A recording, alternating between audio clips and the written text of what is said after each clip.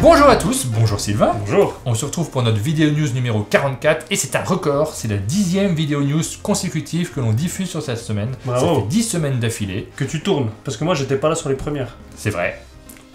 C'est un chouette record quand même. Je suis un peu déçu. Et ça, parce qu'il n'y a pas eu de festival, on a réussi à faire une vidéo news toutes les semaines. Donc merci le coronavirus. Ouais. La vidéo news, c'est le format dans lequel on vous parle de l'actualité du monde ludique. On vous présente très rapidement les sorties de la semaine.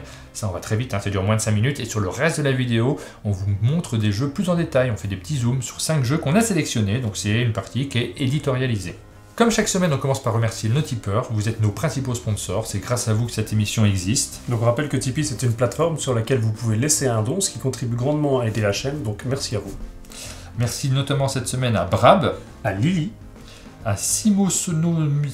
Simonomi. Ouais, Simon et Simon écrit à l'envers. D'accord, donc Simonomi je pense. Et à Lorraine. Et on remercie également notre sponsor, Board Game Arena. Donc Board Game Arena c'est une plateforme de jeux de société en ligne sur laquelle vous pouvez affronter des joueurs du monde entier. Chaque semaine, on organise des tournois sur Board Game Arena. On vous en parle plus tard dans la vidéo. Nos intros commencent à être longues, donc Ouais. ça, on vous en reparlera à la fin. Dans la rubrique Notre Actu. Et cette semaine viennent d'arriver 2 jeux, parmi d'autres, hein, mais 2 jeux en bêta. Il y a notamment Marco Polo que je vous avais présenté la semaine dernière en vous disant qu'il arrivait en alpha parmi tout plein d'autres jeux qui vont bientôt arriver sur Board Game Arena. Mais alpha, vous n'y avez pas tous accès. Et c'est une rubrique qui est accessible uniquement pour les gens qui ont beaucoup de points XP sur Board Game Arena. Donc ils peuvent tester en avant-première des jeux qui vont bientôt arriver et éventuellement les corriger. Et donc voilà, généralement l'alpha c'est vraiment le début du développement. Donc il y a un petit panel de joueurs qui peut y jouer pour ensuite donner des retours sur les éventuels bugs, les éventuels défauts. Ensuite ça sort en bêta, donc là c'est accessible à tout le monde. Certains jeux qui sont uniquement disponibles pour les abonnés. Ça, j'ai pas checké. Je ne sais pas quels jeux qui sont disponibles uniquement pour les abonnés, mais même gratuitement, vous avez accès à beaucoup de jeux sur Board Game Arena. Marco Polo, ça vient d'arriver, donc tout le monde peut y jouer. J'adore ce jeu. J'ai très envie d'en reparler dans une future vidéo news, parce qu'il y a un Marco Polo, c'est celui qui est sur Board Game Arena. Il y a aussi Marco Polo 2 qui est sorti l'année dernière. Ouais. Et j'adore ces 2 jeux. C'est vraiment des jeux qui me plaisent tout particulièrement. J'en ai déjà fait plusieurs parties.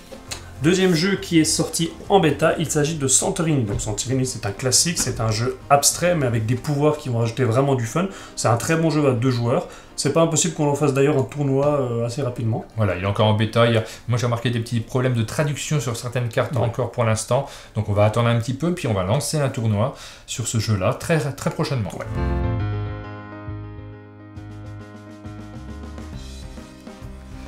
Comme chaque semaine, on vous annonce la liste des jeux qui sont sortis et dont nous avons eu connaissance. Il y a encore pas mal de sorties, alors que d'habitude en juillet c'est relativement calme. Là, j'ai repéré pas mal de jeux qui sortent. Ça va se calmer les prochaines semaines et probablement qu'on va également d'espacer un peu nos vidéos news pendant la période où il y aura moins de sorties. C'est la question que je me posais, puisque ça a quand même été pas mal bouleversé par le confinement, est-ce que cet été va être aussi calme que les autres années, ou est-ce que ça va peut-être être un peu plus dynamique en termes de sortie? J'essaie de noter à l'avance tous les jeux qui vont sortir, donc j'ai un petit peu d'avance, je vois un peu plus loin. Il y a quand même quelques jeux qui sortent. Il me semble qu'il y avait 2-3 semaines où il n'y avait rien du tout l'année dernière. Je suis pas sûr que ça soit le cas cette J'ai année. souvenir qu'on a fait une pause, non? Ouais. Ouais, là cette semaine il y en a encore la semaine prochaine, et après on verra bien. Cette semaine sort Cupcake Academy, donc on avait déjà fait une vidéo il y a quelques semaines, vous pourrez trouver le lien juste ici. C'est un gros coup de cœur de l'équipe, on s'est bien amusé quand on est à jouer. N'hésitez pas à regarder la vidéo, et si le jeu vous plaît, foncez. Comme chaque semaine, il y a toute une série d'escape games qui sort, je les ai tous mis dans la même rubrique. Il y a notamment le nouvel Exit, qu'on attendait avec impatience, on est vraiment content de pouvoir y jouer. Celui-ci est destiné aux experts, il se joue en 2 parties. Donc Et c'est une boîte plus grosse que d'habitude. Oui, d'habitude c'est des toutes petites boîtes, et là elle est 2 fois plus... Pas 2 fois plus grosse, mais elle est plus grosse. Et il y a 2 scénarios à l'intérieur, donc ça nous prendra 2 soirées. Il s'appelle Les Catacombes de l'Effroi. Nous avons également une enquête à Baker Street, donc ça c'est un livre-jeu je crois, qui sort chez Mango Édition, un autre livre-jeu qui s'appelle Escape Game Junior chez Fleurus. Des mêmes auteurs, Mélanie Vives et Rémi Prieur, nous avons Escape Game Party Alice au Pays des Merveilles, c'est chez Mango Édition de nouveau. Nous avons le nouveau tome de la bande dessinée Sherlock Holmes, la BD dont vous êtes le héros, enquête surnaturelle chez Macaca. Un livre de Jarvin illustré par Boutanox. Voilà, ça c'est pour la liste des escapes. Je préfère tous les mettre dans la même rubrique parce qu'on en a un sacré nombre. Il y en a beaucoup, ouais. Plonk, c'est un jeu de bluff et d'ambiance signé Alexandre Droit et qui sort chez Jeux FK. C'est un jeu dans lequel on incarne des kangourous, on va se déplacer sur un plateau en jouant des cartes et on a la possibilité de bluffer. Et l'auteur nous a contacté, on aura peut-être le jeu, donc on aura peut-être la possibilité de vous le montrer dans une future vidéo news. Une autre avant-première qu'on avait présentée la semaine dernière, il s'agit de Magic Rabbit, qui fait donc partie de la gamme Coffee Break. C'est le 3e jeu, et donc on est sur ce petit jeu expérience dans lequel on a une communication limitée, avec des petites enveloppes à l'intérieur pour prolonger le jeu à chaque fois, rajouter des nouvelles mécaniques. Donc on a beaucoup aimé aussi, on vous le conseille. The Voting Game, c'est un nouveau jeu pour adultes, un jeu d'ambiance qui va réunir des joueurs autour d'une table pour essayer d'avoir des interactions, de briser la glace. Là, en l'occurrence, on va voter pour les joueurs autour de la table en fonction d'un certain thème. On va tirer un thème et on va essayer de l'attribuer aux joueurs à qui ça correspond le plus. Donc ça peut mettre une très bonne ambiance avec les gens qui n'ont pas peur de juger les autres, voire une très mauvaise ambiance avec ceux qui n'aiment pas du tout ce type de jeu. Par exemple, avec Sylvain, c'est pas la peine de le sortir. J'aime pas du tout ça. Coxigrus est un éditeur dont on n'a jamais parlé dans nos vidéos news. Il sort 3 nouveautés. Alors, c'est des nouveautés qui reprennent les très grands classiques du jeu de société. On a Mistigru, Super Bataille, Super Famille. Donc, vous avez reconnu des termes de jeu assez classiques.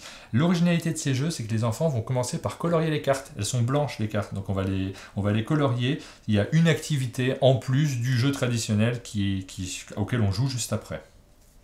Chasse-monstre sort chez Schmitt, c'est un jeu au matériel rigolo, on aura notamment des tapettes à monstres, un mixeur à monstres, et le but du jeu c'est d'attraper 5 monstres pour gagner la partie.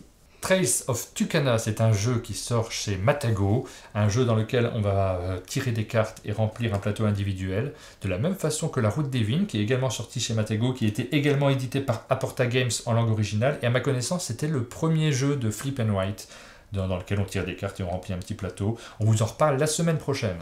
Andorre, la libération de Schaumbourg est un jeu qui va reprendre l'univers de Andorre, qui était donc primé à Asdor en 2013. C'est un stand-alone, donc ça veut dire qu'on n'avait pas besoin de la boîte de Andorre, et c'est même pas le même type de jeu, puisque là on est dans un Tower Defense.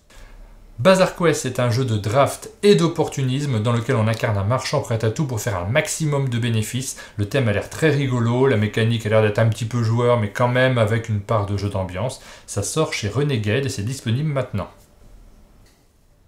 Licornizer, c'est un jeu proposé par Superlude dans lequel on va mêler observation, rapidité et prise de risque. Le but du jeu sera de collectionner des licornes. Et c'est un jeu qui est disponible en print and play. J'ai imprimé toutes les feuilles. On n'a pas encore eu le temps de tout découper et d'y jouer puisque ça prend un petit peu de temps. Et cette semaine, on a été vraiment surchargé avec le festival Bien Wesh notamment qu'il fallait animer. Donc on a tout imprimé. Ça va nous prendre un petit moment. C'est Superlude qui se lance dans cette idée de faire des jeux à imprimer. Alors c'est particulièrement bien adapté cet été puisque les enfants à qui il se destine en partie vont avoir le temps de s'amuser à créer leurs jeux. Ça, c'est un aspect qui peut leur plaire particulièrement. Et donc, l'idée, c'est que vous payez un prix minime, 3 €, vous imprimez vous-même le jeu, vous découpez et vous avez votre jeu à la maison. Le concept est super original. Moi, j'ai du mal à savoir si vraiment ça peut rencontrer un son public, parce qu'effectivement, c'est pas très cher, 3 €, on peut l'acheter sans mal, mais par contre, derrière, il faut travailler, il faut aller découper toutes les cartes, il faut les glisser dans des protège-cartes, je trouve que c'est mieux. Sur ce les plastifier. Les plastifier éventuellement. Donc dans ce cas-là, si tu imprimes et si tu plastifies, ça va rajouter un petit coût en plus. Bien sûr, oui, il y a du travail, il y a un petit coût en plus aussi. Oui. Mais il ne sera pas forcément loin du prix d'un jeu normal. Il peut y avoir ce plaisir, donc je plastifierai pas alors, c'est ça? Je sais pas. Il peut y avoir ce plaisir aussi de créer son propre jeu. Oui, ça c'est certain. En tout cas, c'est un pari pour l'éditeur. Il a bien communiqué sur les droits qu'il paye aux auteurs. Les auteurs ne sont pas perdants. Ils rentrent plus rapidement dans la même somme qu'ils auraient eu en vendant moins. Donc ma phrase est tordue, mais sachez qu'ils ne sont pas perdants. Par contre, pour l'éditeur, il y a un gros risque parce que lui va toucher beaucoup moins que ce qu'il vend ce qu'il touche sur une boîte imprimée et diffusée dans le réseau classique. Dans la deuxième partie de la vidéo news, on choisit des jeux qu'on vous présente plus en détail. C'est la partie qu'on éditorialise. On vous présente cette semaine The Magnificent, qui est sorti cette semaine chez Matago, Clipcut Parks, qui est sorti également cette semaine, 2 jeux qui sont sortis la semaine dernière, RRR et Colt Super Express, et enfin un jeu qui est sorti un petit peu plus tôt dans l'année, Pitch Out. Il fallait le temps qu'on se le procure, qu'on y joue avant de vous le montrer. Sylvain ?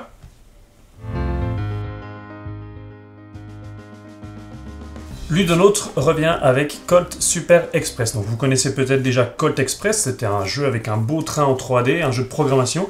Eh bien Colt Super Express, qui va tenir dans une toute petite boîte, c'est pas une version light comme on peut voir en ce moment du jeu. On a eu le cas avec les Aventuriers du Rail ou avec Pandémie, des jeux qui étaient beaucoup plus courts mais qui reprenaient les mêmes sensations. Là, c'est pas du tout le cas. L'éditeur présente ça comme un jeu Battle Royale qui va se jouer en 10-15 minutes, dans lequel le but du jeu c'est d'être le dernier joueur à survivre. Mais c'est pas le même but du jeu, effectivement. Dans Colt Express, le but du jeu c'est d'avoir le plus d'argent possible. Ouais. Ici, il faut juste survivre. On n'a pas d'argent.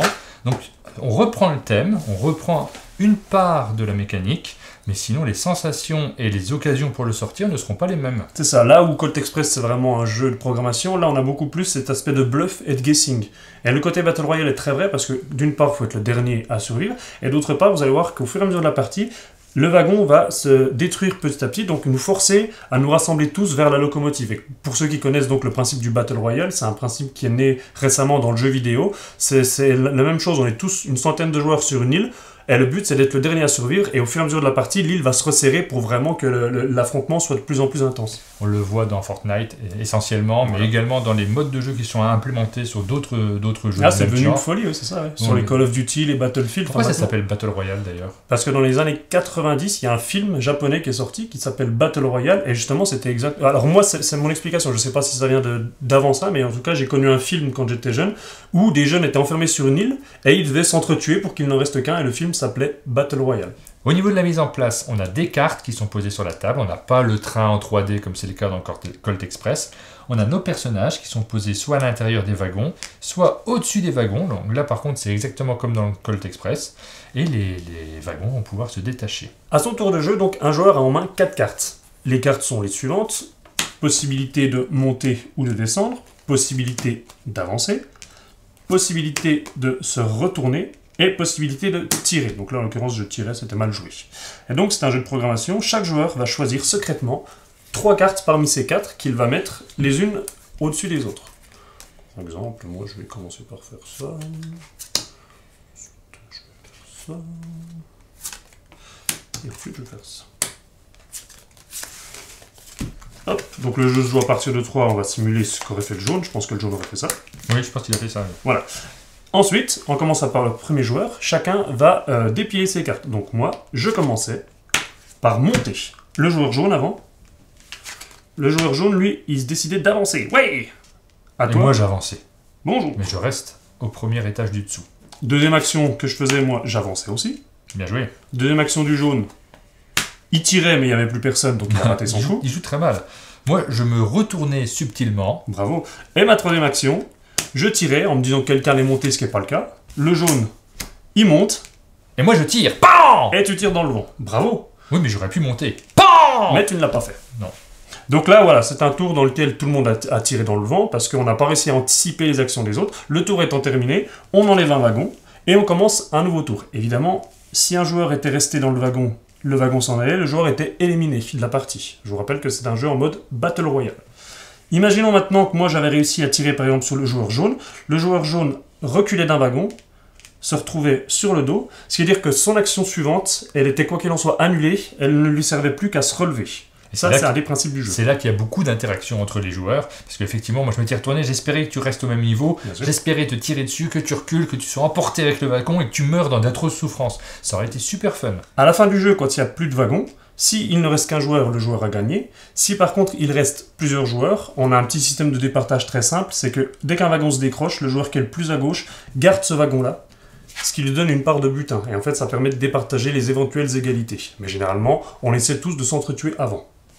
Donc vous avez compris le principe du jeu. Ici, on a fait une démonstration avec 3 personnages. On vous a expliqué les règles, mais on ne vous a pas retranscrit l'ambiance. Il y a vraiment beaucoup d'ambiance autour de la table. Il se passe toujours quelque chose. On discute, on essaie de faire des alliances, des fausses alliances. C'est vraiment le côté guessing, le côté bluff, le côté ok, tu montes ce coup-là, comme ça on se tire pas dessus. On fait comme ça. Bah oui, bien sûr. On fait toujours comme ça. Moi, je respecte toujours ce que je dis. Vous sachez-le. Si jamais on joue ensemble, vous pouvez compter sur moi. C'est pas forcément le cas de tout le monde. Et nous avons également d'autres petites cartes qui vont pouvoir se rajouter au jeu. Là, on vous a expliqué les grandes lignes de jeu. Avec ces cartes, vous aurez des actions supplémentaires. Ce sont des mini-extensions qui tiennent en une carte par joueur. C'est ça. Donc il y a l'extension cheval, une action supplémentaire, mais également l'extension réflexe. L'extension cheval, elle est rigolote. Par exemple, si tu as joué le cheval au bon moment parce que tu sentais que tu allais te faire sortir du wagon, eh bien grâce à ton cheval, tu reviens dans la locomotive du début. Parce que les chevaux vont plus vite que les locomotives à l'époque. Ah oui, c'est bien connu. Bah, on l'a vu dans tous les films. Dans tous les films, tu vois le cheval qui est... Dans Retour vers le futur, je crois. Bien entendu. Tu n'as jamais vu de western? Ah si, j'en ai vu plein. Colt Express, c'est vraiment purement de la programmation. C'est un jeu beaucoup plus long. Et généralement, moi, mon problème, c'est que je suis très mauvais en programmation. Donc, vu que j'arrive pas à anticiper et que je fais toujours des mauvaises programmations, eh ben, je subis le jeu. Oui. Que là, finalement, si je programme mal une de mes cartes, au pire des cas, je me fais toucher. Enfin, ça reste fun. Ça se joue en 10 minutes. quoi qu'il en soit, c'est pas une grosse frustration. Et c'est ce qui fait que ce jeu-là, je le mets dans ma ludothèque. Bah moi aussi, je le mets dans ma ludothèque, j'aimais beaucoup Colt Express, mais ça dépendait du nombre de joueurs. Moi j'aimais qu'il n'y ait pas trop de joueurs à la table. Ça dépend en fait, il y a des gens qui préfèrent quand il y a plein de joueurs justement qui puissent pas trop maîtriser. Moi j'avais envie de maîtriser un petit peu ce que je faisais. Donc je préférais Colt Express à peu de joueurs. Ici, 4, 5, 6, ça marche très bien. C'est pas du tout le même jeu en réalité. C'est le même thème, mais c'est pas le même jeu, c'est pas la même dynamique, c'est pas la même ambiance, mais c'est un jeu que je vous conseille également. The Magnificent, c'est un jeu qu'on a découvert à Essen l'année dernière. C'est ça. On l'avait acheté directement. Il avait eu un bon petit buzz à l'époque. On y avait joué le soir même. Ouais. Le soir même à l'hôtel. Et il vient de paraître chez Matago, qui va nous permettre d'y jouer en version française. Donc on vous le présente aujourd'hui avec plaisir. C'est un jeu de gestion un peu particulier, puisque finalement, c'est un jeu où chacun va jouer pas mal dans son coin. On va pas avoir énormément d'interaction avec les joueurs. Alors si, quand même, il y a un plateau central, il y a des cartes à récupérer, il y a des objectifs sur lesquels...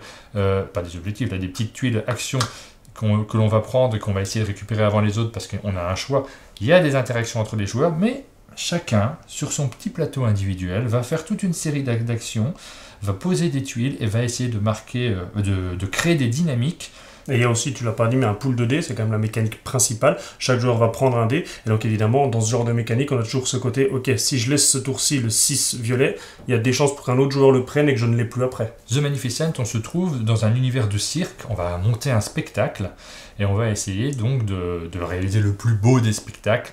Traduction en jeu à l'allemande, marquer un maximum de points. On en vient tout de suite aux critiques qui sont faites sur ce jeu. On va commencer par ça, on ne le fait pas d'habitude. Alors je sais pas si c'est une critique justement. Si, il y a beaucoup de joueurs qui n'aiment pas du tout le graphisme du jeu, qui trouvent que c'est très sombre, et donc ils ont envie d'avoir un jeu haut en couleur, et je l'ai beaucoup lu comme critique du jeu. D'accord, parce que moi justement j'en parlais, mais dans l'autre sens, parce que j'ai vu, c'est assez clivant, je pense, c'est que tu as des joueurs justement qui adorent ce côté très sombre, qui change un petit peu. Et l'autre reproche qui est fait assez souvent à ce jeu, c'est que c'est un jeu avec une dimension effectivement un peu solo. On va faire son petit casse-tête dans son coin, on va poser des tuiles et on va essayer de les agencer de manière à ce que ça nous permette de gagner le plus d'actions. Comme toujours dans les jeux de gestion, on essaye de faire le plus d'actions pour marquer le plus de points de victoire possible. Et ça, ça déplaît à pas mal de joueurs qui ont envie d'avoir beaucoup d'interactions, de bloquer leur adversaire. Ici, ça va être moins le cas, c'est vraiment un casse-tête individuel. D'ailleurs, le mode solo rajoute très peu de règles, ce qui prouve que le jeu peut fonctionner tout seul. C'est un aspect que moi j'aime bien. Quand on joue à ce type de jeu, j'ai vraiment du plaisir à faire mon truc dans mon coin, parce qu'il y a toute une phase de je programme mes actions, j'essaye de dérouler tout ce que je vais faire dans le bon ordre, qui moi me plaît en tant que joueur. Je comprends que ça ne plaise pas à d'autres, et à cette explication, vous voyez déjà si c'est un type de jeu qui peut vous plaire ou pas. Si vous aimez les casse-têtes un peu individuels, si vous aimez le côté graphique, il y a des chances que The Magnificent vous plaise. Si c'est pas le cas, il y a des chances que ça ne vous plaise pas. La règle assez basique, c'est qu'à son tour, un joueur va prendre un dé dans un pool de dés commun, le poser sur une de ses cartes, ce qui va lui donner droit à un bonus, et ensuite ce joueur-là aura droit à 3 actions. Et il va choisir une action parmi 3. C'est ça. Et comme c'est souvent le cas dans ce genre de jeu où on a des dés, évidemment, plus la valeur du dé sera élevée, plus l'action sera bénéfique, mais on verra qu'il y a une grosse contrepartie derrière à prendre que des dés de forte valeur. Les actions, elles sont très simples. La première action possible, c'est construire un petit élément sur son plateau individuel. Alors je ne sais plus comment ça marche thématiquement, ça, parce que finalement on fait un puzzle. En fait, ça c'est des tuiles de campement, ils appellent ça. Donc voilà. En fait, tu construis ton campement. La première tuile, on la met où on veut sur son quadrillage individuel. Les suivantes, elles doivent être adjacentes. Quand on recouvre une icône, on a des bénéfices. On essaye de faire des grandes zones. La deuxième action possible, donc cette fois-ci, elle va se passer sur le plateau commun. Par exemple, je prends un D6, donc la même mécanique. Je le pose à un endroit où j'ai de la place. Je prends le petit bonus correspondant. Donc là, ce serait une pièce. Et là, 6 dés verts. Je vais pouvoir avancer la petite chariote ici de 6, 1, 2, 3, 4, 5, 6. Partout où je suis passé sur une gemme, je prends cette gemme dans mon stock. Les gemmes, elles sont très utiles parce qu'elles permettent, si on les dépense, d'augmenter la valeur de ces dés de 2. Si je dépense une gemme verte, je pourrais augmenter un dé vert de 2. Donc c'est bien utile d'en récupérer. C'est une des raisons pour lesquelles on va en avoir besoin tout au long de la partie. La dernière action possible, c'est de réaliser des spectacles qu'on a préparés à l'avance.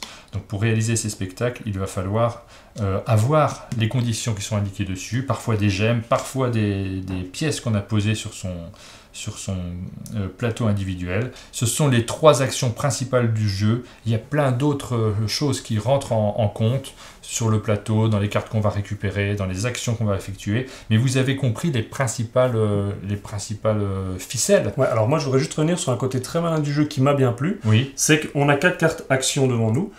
Le jeu va se jouer en 3 manches, donc 3 manches de 4 actions à chaque fois. Et il faut savoir qu'à la fin d'une manche, parmi ces 4 cartes, on va devoir en défausser une, puisqu'on va en gagner une nouvelle.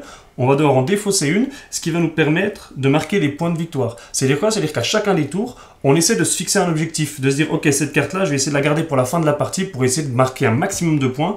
Celle-là, je considère que là, j'ai déjà quand même pas mal, donc je défausse celle-là, ce qui va me donner tant de points de victoire. Et donc, on a ce principe d'anticipation sur toute la partie, d'essayer de voir, de se concentrer sur un objectif parce qu'on sait qu'on va le défausser à la fin du tour, d'en laisser un autre de côté parce qu'on le défaussera plus tard. Et ça, j'avais trouvé ça plutôt très malin, ce principe d'anticipation.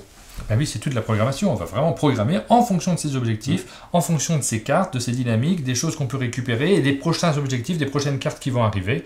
Là, vous avez compris en quoi c'est un jeu qui est très solitaire finalement, parce que effectivement, notre adversaire peut nous piquer des cartes sous le nez ou déplacer les wagons et nous poser problème sur cet aspect-là. Mais pour tout le reste, il va falloir vraiment réfléchir, nous, par rapport à ce que l'on peut faire sur son plateau. Ça me fait penser d'ailleurs à un autre jeu du même éditeur. C'était Santa Maria qui était sorti 1 ou 2 ans avant, que j'avais beaucoup aimé, qui avait aussi un mode solo qui fonctionnait très bien.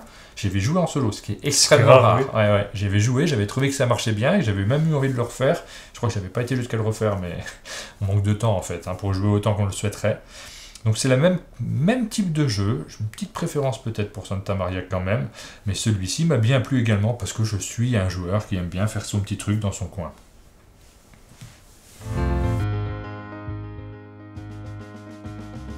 Royauté versus religion, révolution, c'est le nouveau jeu d'Igeri. Et donc si vous suivez un petit peu cet éditeur, vous connaissez notamment Onitama, qui est un jeu japonisant, abstrait. Et bien là, on va avoir les mêmes sensations de jeu. Quelque chose de très simple dans la lecture de la règle. Toutes les informations sont connues, on n'a pas de hasard. Et donc on a vraiment à faire un casse-tête qui va être implémenté par pas mal de pouvoirs qui vont... Alors on va pas parler de fun, mais qui va donner un petit peu de diversité au jeu. Chez cet éditeur, on a toujours des jeux très malins. Ouais. Overseers, Onitama, donc il y a toujours des fonctionnements avec des mécaniques qui ne ressemblent pas aux autres jeux. C'est un peu casse-tête quand même, parce qu'il faut bien réfléchir à ce que l'on fait. C'est le côté abstrait du jeu, c'est ça? Mais c'est des jeux qu'on est content d'avoir dans sa ludothèque, parce que vraiment, ça ressemble à aucun autre, et ça fait pas redite. Comme je disais, un tour de jeu est très simple et très rapide. Un joueur à son tour prend une de ses tuiles, la place où il veut sur le plateau commun. Hop, elle est orientée comme ça, donc la flèche est face à toi, c'est donc un allié pour moi et un ennemi pour toi. Là, en l'occurrence, j'avais pas de pouvoir, mais à partir de ton tour, tu auras à chaque fois un pouvoir associé à cette tuile-là. Donc par exemple, si je joue cette tuile-ci, je vais pouvoir détruire une de tes cartes, une de tes tuiles, une des tuiles posées dans n'importe quel sens autour de la mienne. On a des petits marqueurs de couleurs, on va simplement activer une seule couleur, donc ici je vais activer la violette, et je vais détruire cette carte, cette tuile, qui sera supprimée quand mon tour reviendra. C'est ça, donc pour l'instant, moi, ça me bloque une place, parce que je ne peux rien mettre à la place, mais elle disparaîtra ensuite. Moi, je vais jouer cette tuile-là. Hop, cette tuile-là, elle dit quoi? Pivoter, ça veut dire que cette tuile qui est un ennemi, je la pivote, ça devient désormais un allié. Donc je vous rappelle que le but du jeu, c'est d'avoir un maximum d'alliés. Ah, c'est très bien joué de ta part, puisque là, d'un seul coup, tu as 2 alliés, moi j'en ai aucun. Qu'est-ce que je vais bien pouvoir faire? Je vais jouer celle-ci. Celle-ci, elle est un petit peu différente. Cette fois-ci, c'est toute une ligne que je vais activer, et je vais choisir non, pas cette ligne-là, il n'y a rien. Vous l'avez remarqué, vous regardez la vidéo, vous comprenez quelle ligne est intéressante à activer. Je vais pouvoir retourner toutes les tuiles de cette ligne.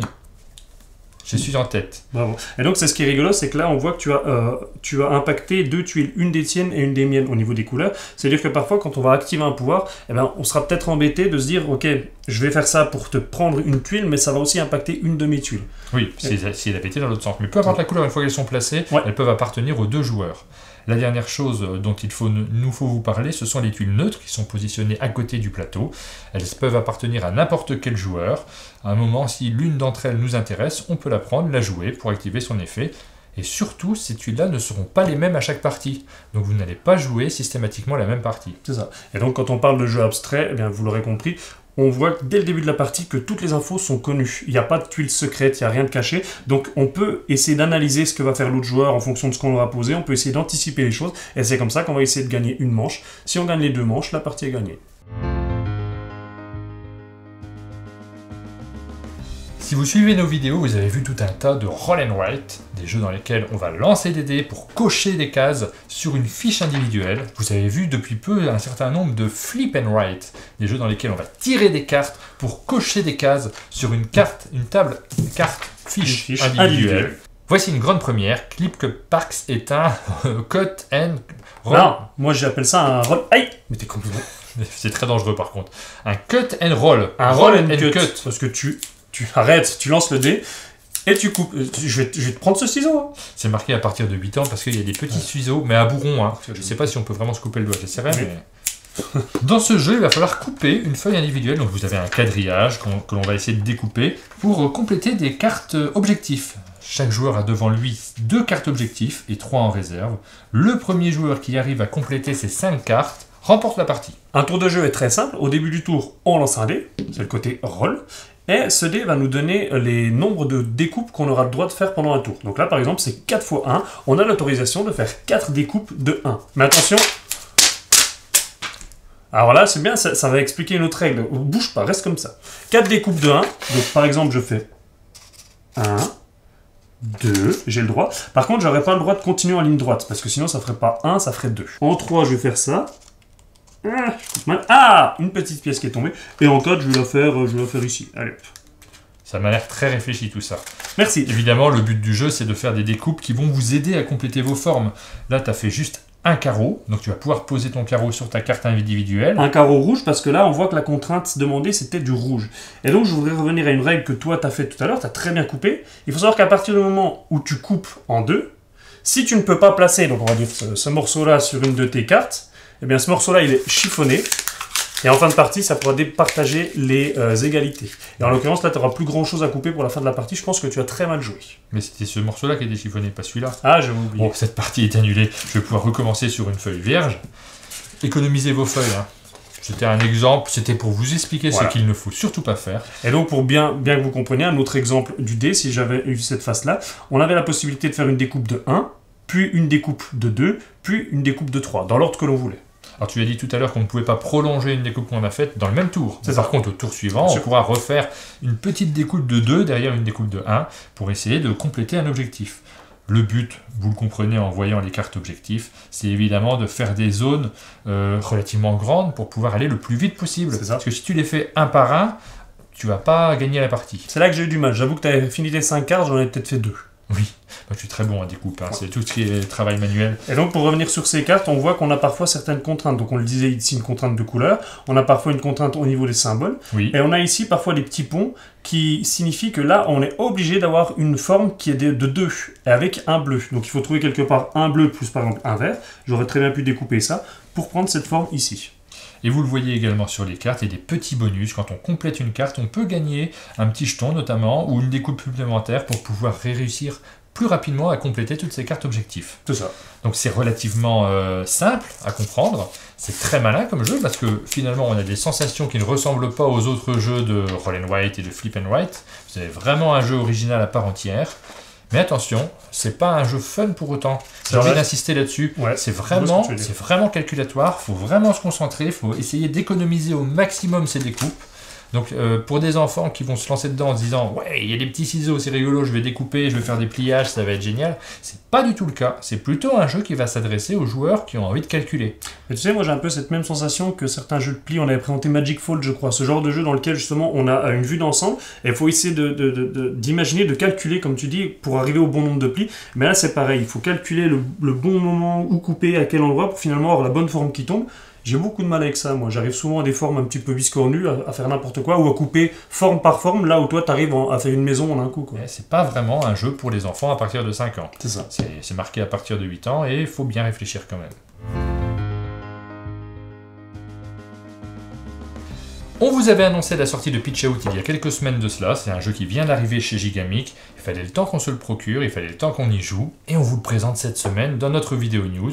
Alors c'est un jeu qui est vendu dans une boîte, très sympathique boîte avec un écran transparent, on peut voir ce qu'il y a à l'intérieur. Mais cette boîte, vous n'allez pas la garder, vous allez garder le sac. À l'intérieur du sac, vous mettrez votre matériel et vous pourrez l'emmener partout parce que c'est un jeu auquel on peut jouer partout. L'une des originalités du jeu, comme tu le dis, c'est qu'on peut le jouer partout sur une table, à même le sol. La table peut être d'une taille différente, on le verra tout à l'heure, nous on va faire une petite partie, on va jouer sur une aire de jeu assez étroite, et c'est ce qui est rigolo en fait, par rapport à certains jeux de pichenette d'habitude où on a déjà le petit plateau qui est fourni, là le plateau n'existe pas et c'est à nous de le créer, de jouer où on veut.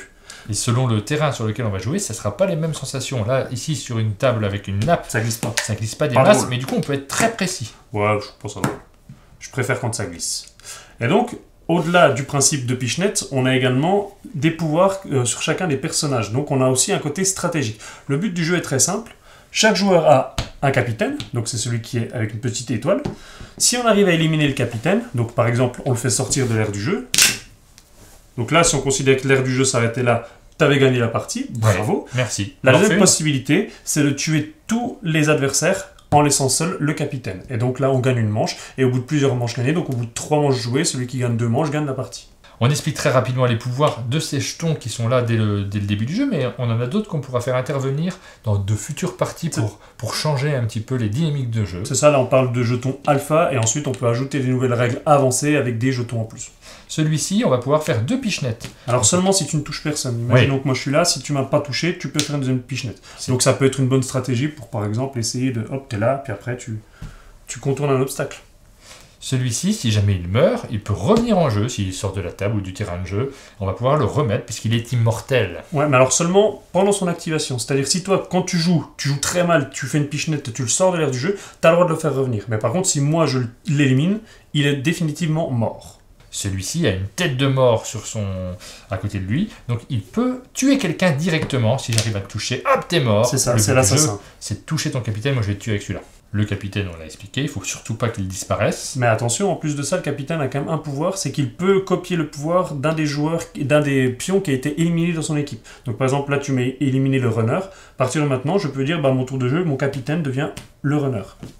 Et le bouclier, il peut mourir à la place d'un autre jeton, par exemple le capitaine. Si jamais le capitaine meurt et que vous n'avez pas envie de dire que vous avez perdu la partie, vous pouvez choisir de enlever le bouclier à la place. Alors je te propose une partie. Par contre, évidemment, on a dit que ça glissait pas, donc on va rajouter un petit élément de décor. Donc, Wow. vas-y, enlève tout. Et ça va être le terrain de jeu. Si jamais on quitte ce terrain de jeu, alors, il est relativement petit, on peut jouer sur un terrain beaucoup plus grand que celui-ci. Mais nous, pour la vidéo, pour que ça aille vite aussi, on va jouer là-dessus. Je me propose de commencer. Bah vas-y, je suis prêt moi. Je joue mon assassin. C'est mal joué. Je te rappelle que l'assassin, s'il touche quelqu'un, il est éliminé directement. Donc le runner, tu as la possibilité de rejouer une fois, parce que tu as touché personne. Non, il est bien. À toi. À toi.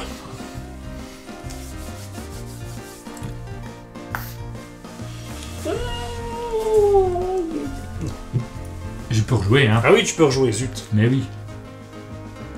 Non. Tu rejoues pas? Non, je rejoue pas. Ok, à moi. Tout va bien. Je t'en ai éliminé un. Est-ce qu'avec ton garde, tu sacrifies le garde pour faire revenir le runner? Tu as le choix. Ouais. Ok. Allez hop. Donc ton garde meurt. Non, il est là-bas ton garde. Alors, mine de rien, on va faire ça gentiment, hein, sans trop s'embêter. T'as touché mon garde est mort. Est-ce que tu choisis de remplacer ton garde par ton garde parce que ton garde est mort? Ah là là, je suis à découvert. Ben non, il y a l'obstacle juste la pointe là. Je vais y tenter quand même. Pour le fun du... Non, je vais pas le tenter. Ouais, je le tente. Ouais. Bien joué. Attends, garde. Ah non, mon garde est mort. Re-bien joué. Je suis assez content de mon coup. C'est très pourri cette ligne droite. Même pas à côté. Quoi. À toi. Nul. C'est bien joué. Ah oui.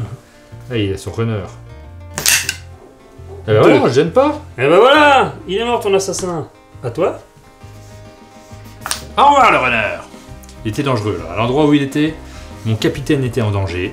Mon équipe s'est concentrée, elle a sauvé la situation. Tout va bien. C'est mal joué. À toi. Ah, attends, petite précision. Plus que 2 joueurs chez moi, tu dois retirer un de tes obstacles. C'est dans la règle. Ouais. Je te conseille celui-là. Je vais retirer l'autre. Ça marche. Ah, j'ai un deuxième coup. Il est bien le runner. Il est bien le runner. Ça, c'est le genre de coup où on monte sur la table. Hein. Hey! Ok. Donc je vais retirer aussi un obstacle. Mais t'as plus que ton capitaine. Oh merde, j'ai pas vu. T'as gagné, bravo. C'est un petit jeu idéal cet été parce qu'on peut vraiment y jouer partout.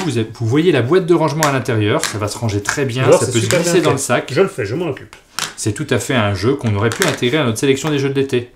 Sauf que cette sélection, on l'a déjà tournée, elle arrive très rapidement sur la chaîne. On n'avait pas encore ce jeu, donc on n'a pas pu l'intégrer, mais vous voyez dans cette présentation que c'est vraiment un jeu estival, très pratique assorti cet été. Moi, il rentre dans ma ludothèque. Oui, ce que j'allais dire, voilà, à défaut de le mettre dans la sélection des jeux de l'été, moi je le mets également dans la ludothèque. Voilà, et c'est super beau.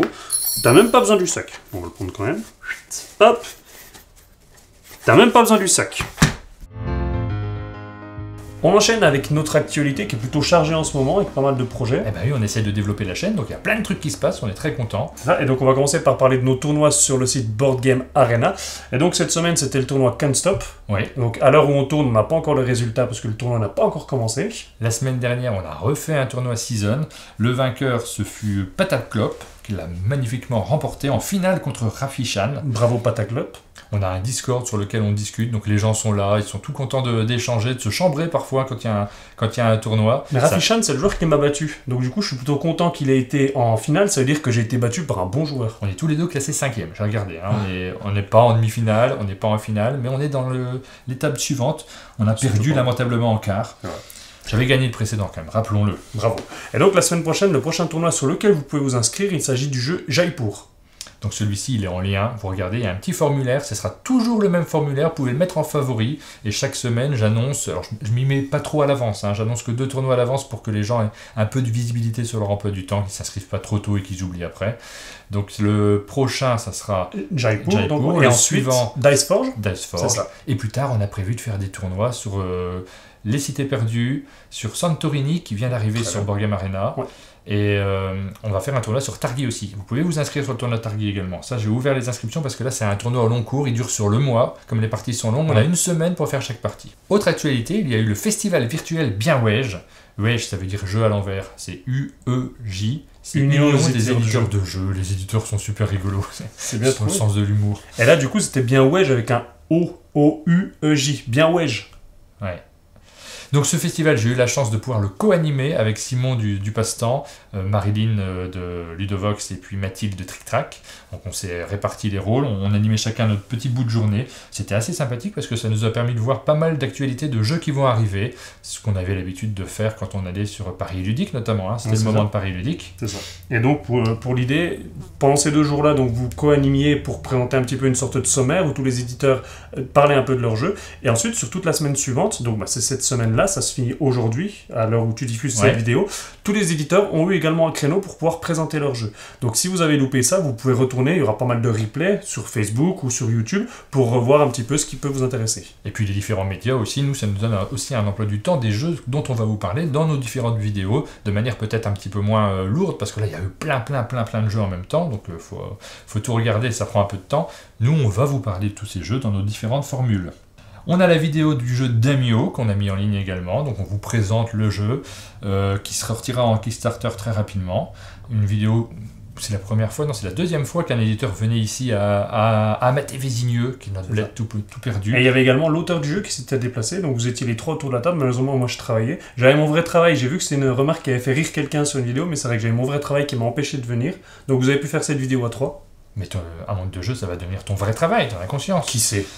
Donc on était avec Benoît Bagné et Jérémy Ducré, un grand merci à eux. Cette vidéo est en ligne, elle va vous donner une bonne idée de ce jeu. Je vous conseille vraiment d'aller la voir. Si vous vous posez la question de pledger ce jeu ou pas, je pense que ça donnera une bonne indication.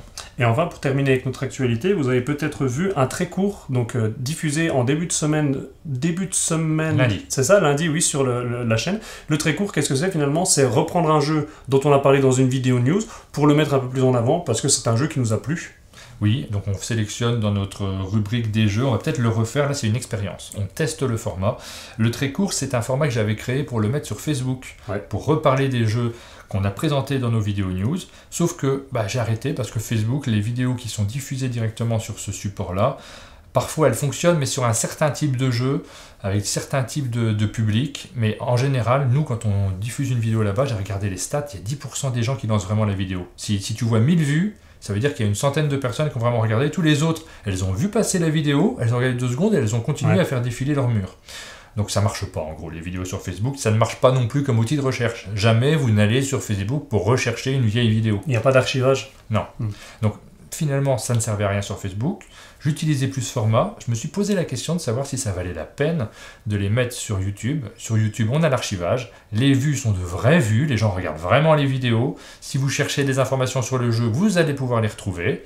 Et puis nous, on met que des vidéos qui ont des noms de périodes. On met vidéo news de mai 2020. C'est pas des noms de jeux. Donc ça permet aussi d'avoir une activité à fond sur notre chaîne.